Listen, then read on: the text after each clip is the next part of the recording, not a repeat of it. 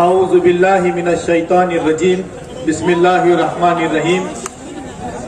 गोकर्धन नगर पालिका का ये जो इलेक्शन हो रहा है, इस मौके पर स्टेज पे तशरीफ फरमा जालना जिले के नौजवानों के दिलों की धड़कन और जालना जिला के सदर जनाब माजिद भैया साहब, मेरे साथ औरंगाबाद से तशरीफ लाए कारपोरेटर व माजी विरोधी पक्ष नेता जमीर अहमद कादरी साहब, यहाँ के तीनों उम्मीदवार जावेद शेख साहब, हमारी बहन अलबीना साहेब शेख साहब, तीसरे उम्मीदवार जो उनका कुछ टेक्निकल प्रॉब्लम हुआ सिराज साहब, साथ ही हाफिज बिलाल साहब, एजाज शेख साहब, फहीम भाई हमारे जो सिल्लोड़ के उम्मीदवार हैं,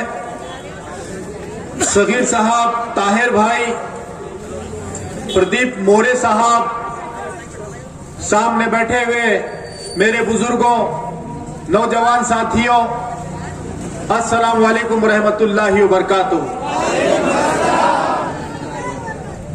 आप तमाम जानते हैं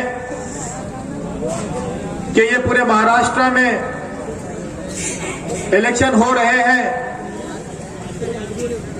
और हम लोग महाराष्ट्र के अलग अलग इलाकों के अंदर जाके हमारे उम्मीदवारों के लिए प्रचार कर रहे हैं,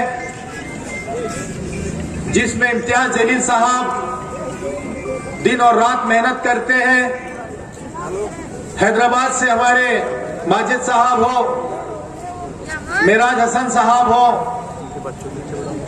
या पूरे महाराष्ट्र की टीम हो, ये तमाम लोग अपने उम्मीदवारों के लिए आप लोगों के पास आकर ये गुजारिश कर रहे हैं कि जहां जहां भी हमारे उम्मीदवार खड़े हैं, आप उनकी मदद करिए, आप उनको जिताइए। लेकिन कुछ लोगों को ये बात अच्छी नहीं लग रही है कि ये लोग जो आज तक सिर्फ हमें वोट देते थे, हमारे पीछे नारे मारते फिरते थे, हमारे लिए दरी बिछाने का काम करते थे, आज ये कैसे वोट मांगने वाले बन गए, कैसे इनके लीडर्स पैदा हो गए। तो कुर्बान जाऊं मेरे सदर मोहतरम बैरिस्टर असदुद्दीन अवैसी साहब पर, जिन्होंने एक आवाज लगाई, और ये उनका पैगाम मैं आप लोगों को सुनाना चाहता हूं कि मेरी हिम्मत को सराहो, मेरे हमराही बनो, मैंने शम्म जलाई है हवाओं के खिलाफ।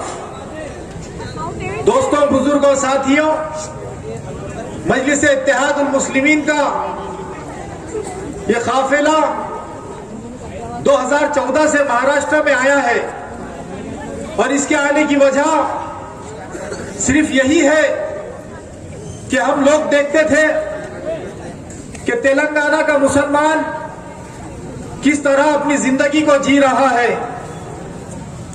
तेलंगाना में हमारी एक सियासी पार्टी थी, एक सियासी शनाख्त थी, वहां के मुसलमानों का एक अपना रुतबा था जो हुकूमत से डिमांड नहीं करता था बल्कि छीन कर लेता था।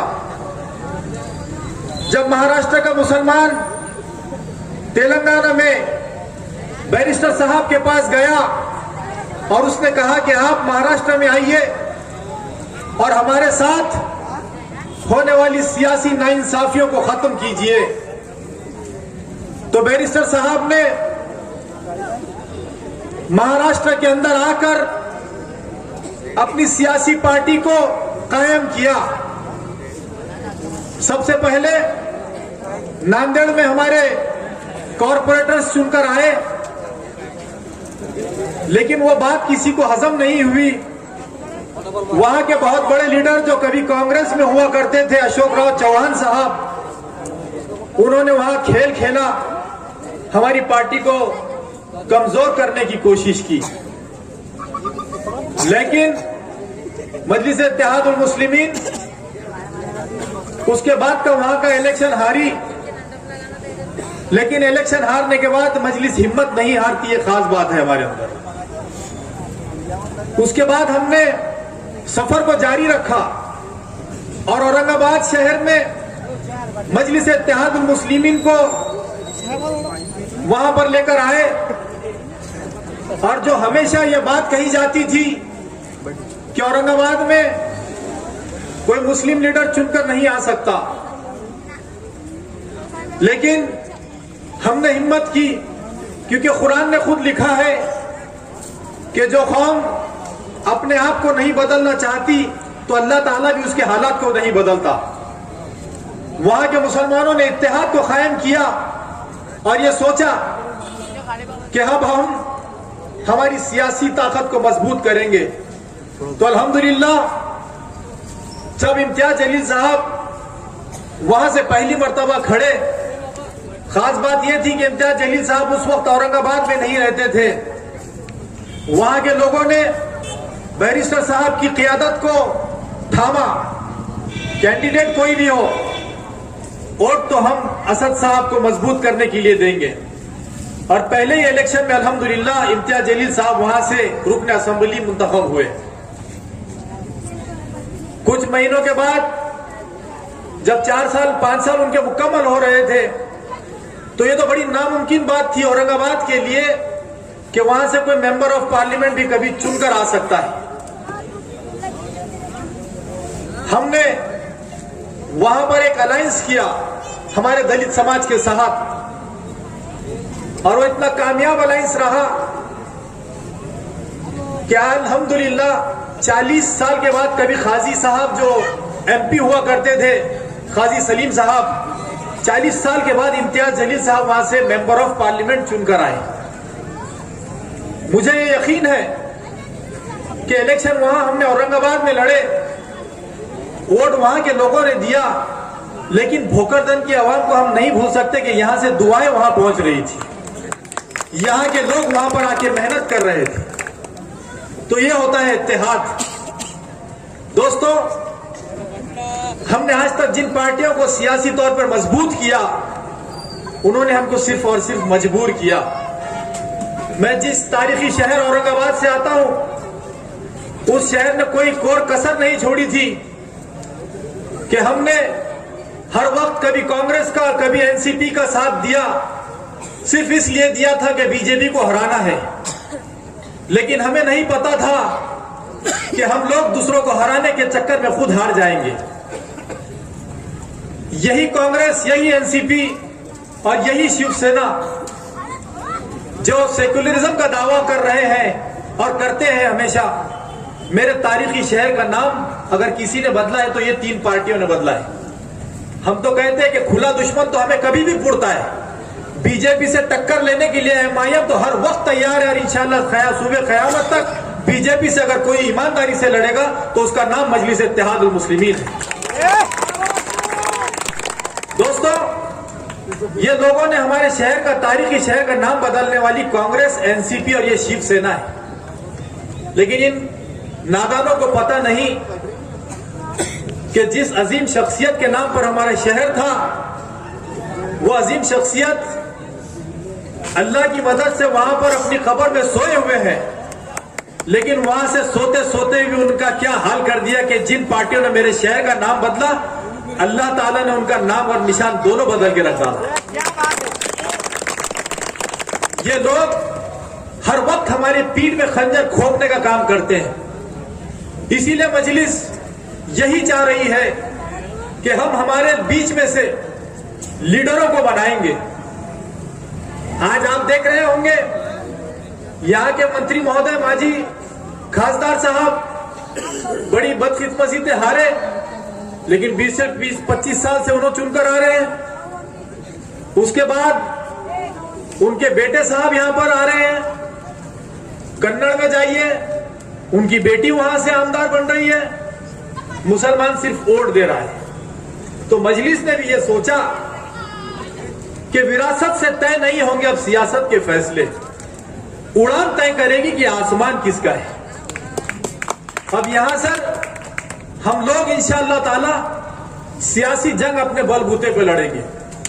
और जिस दिन से हम लोगों ने ये सफर को चालू किया, तो अगर ये नासिर सिद्दीकी जैसा अदना सिपाही बैरिस्टर साहब का एक मर्तबा कॉर्पोरेटर बनता है, पहली मर्तबा, दूसरी मर्तबा एमएलए का इलेक्शन लड़ता है, 70,000 वोट, कुछ वोटों से हमारे ही दलालों की वजह से जो है तो कुछ वोटों से हार गए। फिर अभी 2024 का इलेक्शन लड़ा, अल्हम्दुलिल्लाह 80,000 वोट मिले, लेकिन वहां पर तो घोटाले की वजह से हारे, क्योंकि हमारी सीट अल्हम्दुलिल्लाह जीती थी। लेकिन हम देखते हैं कि हमारा यह सियासी सफर जो है, हम लोग जब निकलते हैं औरंगाबाद से, परसों के दिन हम लोग निकले तो नंदुरबार जो गुजरात की बॉर्डर तक आता है, तो ये सारे जो नौजवान हैं, ये हमारी रीढ़ की हड्डी है, ये हमारी ताकत है। ये नौजवानों का जोश और ये वलवला जो है इनका इतनी हिम्मत देता है कि मैं आपको बयान भी नहीं कर सकता हूं। हर नुक्कड़, हर चौराहे पे, हर गांव के पास, यहां से लेकर गुजरात की बॉर्डर तक नौजवानों के जत्थे खड़े हैं और सिर्फ अपने लीडरों के लिए, उनको इस्तेमाल करने के लिए, वो ये नहीं देख रहे कि रात में 3 बज रहे हैं या 4 बज रहे हैं, वो लगातार जो है तो अपने खुश हो रहे हैं कि हमारे पास एक हमारी सियासी पार्टी, हमारा एक झंडा हमारा खुद को मिला है। दोस्तों, जब तक सियासी तौर पर मजबूत नहीं होंगे तो हमारा काम बनने वाला नहीं। अभी रिकाम टेकड़ी का जिक्र हुआ, ऐसी रिकाम टेकड़ी हर शहर में होती है, क्योंकि हम लोग, हमारी सारी जो मसाइल होते हैं, ऐसे ही रिकाम टेकड़ियों के ऊपर बैठकर रोना रोते हैं। कभी भी वहां जाएंगे, हमारे साथ सियासी नाइंसाफी हो रही है, हमारे लिए ये नहीं है, नौकरियां नहीं है, रिजर्वेशन नहीं है, सारे रोने हम रिकाम टेकड़े के ऊपर रोते हैं। लेकिन ये नहीं सोचते कि हमारे सियासी फैसले, हमारे मुकद्दर के फैसले जिन ऐवानों के अंदर होते हैं, कभी हम वहां पर भी पहुंचेंगे, क्योंकि आपको सियासी तौर पर गुलाम समझा जाता है। यानी मुसलमान एक ऐसा यतीम बच्चा हो गया है जिसे सिर्फ इलेक्शन के वक्त गोद लिया जाता है, उसको बड़ा लाड़ और प्यार किया जाता है कि ये हमारा भाई है, ये हमारा बेटा है। लेकिन जैसे ही इलेक्शन हो जाता है, आपको उतार कर गोद से फेंक दिया जाता है, यतीम खाने में फिर से धकेल दिया जाता है। लेकिन इंशाअल्लाह मजलिस इत्तेहाद उल मुस्लिमीन, कोई यहां से हिम्मत नहीं हारेगी। ये हौसला पसंदों की जमात है। हम हमारी सियासी ताकत को मजबूत करेंगे। बहुत सारे लोग कहते हैं सिर्फ 2 और 3 लोग यहां पर होंगे तो क्या करेंगे। उनसे हम जवाब देते हैं कि कभी जंगल में जाना, वहां पर जाके देखना 1000 कुत्ते, बिल्लियां, अगर हाथी, सारे लोग भी रहेंगे तो क्या होता है। उसके बीच में अगर एक शेर का बच्चा भी अगर वहां पे खड़ा रहे तो क्या हाल होता है, वो जंगल वालों से पूछ लें। तो मजलिस का एक एक सिपाही जो है तो शेरों की तरह दहाड़ता है। हम लोगों ने जिस वक्त चुनकर गए, औरंगाबाद के अंदर, हमारे इलाकों के अंदर भी यही हालात होते थे कि सारे फंड्स आते थे, लेकिन शिवसेना और बीजेपी के इलाकों के अंदर जो है तो वो काम किए जाते थे। यहां पर भी बोलते हैं ना कि रबर लाली पालिश का जो काम होता है, तुतुर मुतुर काम, वो किए जाते थे। लेकिन जैसा जमीर साहब ने कहा कि जिस वक्त हमारी टीम नारे तकबीर के साथ में उस हॉल में घुसी, तो महापौर ने सबसे पहले बुलाकर ये पूछा कि आप लोग चुनकर आए तो आप लोग 88 में जो शिवसेना आई थी वो किरदार में दिख रहे हैं, तो हम आपसे लड़ाई झगड़ा करना नहीं चाहते। आपकी जो डिमांड है पहले बोल दीजिए, कितना फंड चाहिए बोल दीजिए, और आप जो है तो अपने फंड को पूरा हम लोग आपके साथ में काम करेंगे। ये ताकत होती है। हमारे पास एक मर्तबा 100 करोड़ रुपए का बजट आया और उस बजट के अंदर खास तौर पे मुसलमान इलाकों के अंदर जो है तो रोडों के काम को नहीं लिया गया। लेकिन हमारे पास भी एक ऐसा लीडर है जिसका नाम इम्तियाज जलील है। वो लीडर ने जिस वक्त फडणवीस साहब हड़कों के अंदर टीवी सेंटर के ऊपर उनकी एक सभा थी, वहां पर पूरे कॉर्पोरेटर्स को कहा कि आज इस मुख्यमंत्री को जिसने हमारे साथ नाइंसाफी किया, इसको हम काले झंडे बताएंगे। और आपको तो मालूम हमारे कौम के अंदर दलाल और टीपर बहुत होते हैं। उन्होंने जाके पुलिस को यह बात बता दी कि MIM वाले मुख्यमंत्री का घेराव करने वाले हैं और जो है तो यहाँ पे ऐसा करने वाले। सारी औरंगाबाद की पुलिस हमारे पीछे, लेकिन हम भी डट कर वहां पर पहुंचे, हमारे जेबों में काले झंडे रखे और उन्होंने मुख्यमंत्री को यह मैसेज दिया कि आपके इसमें ये झंडे बताए जाने वाले। तो कसम खुदा की उस मुख्यमंत्री ने कहा इम्तियाज जलील साहब को स्टेज पे लाइए, मुझे इनसे बात करनी है। और जब बात करने के बाद इम्तियाज साहब ने कहा कि ये आपने जो 100 करोड़ रुपए दिए, इसके अंदर हमारे इलाकों के एक भी काम को लिया नहीं गया, तो ये हम आपको काले झंडे बता रहे। तो उन्होंने वहां पर एक मनीषा महसेकर जो है तो वहां की सेक्रेटरी हुआ करती है, उसको बुलाया और उसने कहा कि इम्तियाज जलील साहब के जितने वार्ड्स बोल रहे हैं इनके लिए कितना बजट लगेगा, तो 60 करोड़ रुपए और लगेंगे, तो उसी जगह पर जो तो सैंक्शन करके दिया। अल्हम्दुलिल्लाह आज वहां पे काम हुआ। ये होती है सियासी ताकत। आप लोगों से यही चाहा जा रहा है कि आप लोग जब तक अपनी सियासी ताकत को मजबूत नहीं करेंगे तो हमारे रोने धोने यही त्रिकाम टेकड़ी पर हमेशा चालू रहेंगे। लेकिन आपको ऐवानों में बैठना पड़ेगा। और ये सियासी पार्टियां जो सेकुलरिज्म का ढोंग करती है, आप लोगों के लिए उन्होंने एक लकीर खींच के रखी है। वो चाहते हैं कि आप सिर्फ शहर अध्यक्ष या आप जो है तो कॉर्पोरेटर बने, आपने कभी ऐवान में MLA और MP बनकर हमारी मांडी से मांडी लगाकर नहीं बैठना। दोस्तों समझिए आप इसको। आज आप देखिए भोकरदन शहर के अंदर 1990 के बाद वो शाह साहब के बाद कोई नगर अध्यक्ष बना क्या? आप लोग बताइए। आप यहाँ पर कितने % में आज आपकी तादाद है? 1990 से लेकर आज 35 साल होते हैं। 35 साल में 50 से 60% आपकी आबादी होने के बाद नगर अध्यक्ष नहीं बना, उप नगर अध्यक्ष बना होगा, जो रबरिस्तान की पोस्ट होती है। जैसा अभी साहब ने कहा कि बादशाह ने कहा कि तुम मुझे कुछ सुनाओ, तो वैसे ही इनको भी कानों को खुश करने वाली बात हुई हो। मतलब आज भी वो रोना रो रहे हैं। तो आप लोगों से यही चाहा जा रहा है कि हमारे उम्मीदवार ये जो 3 खड़े हैं, ऐसे पूरे महाराष्ट्र के अंदर लगभग 400-450 कुछ खड़े हैं या 280 खड़े हैं। तो हम चाहते हैं कि हमारा पाया मजबूत हो। अगर आप ये पाया हमें मजबूत करके देंगे तो इंशाअल्लाह इसके ऊपर हम बड़ी बुलंद इमारत बनाएंगे।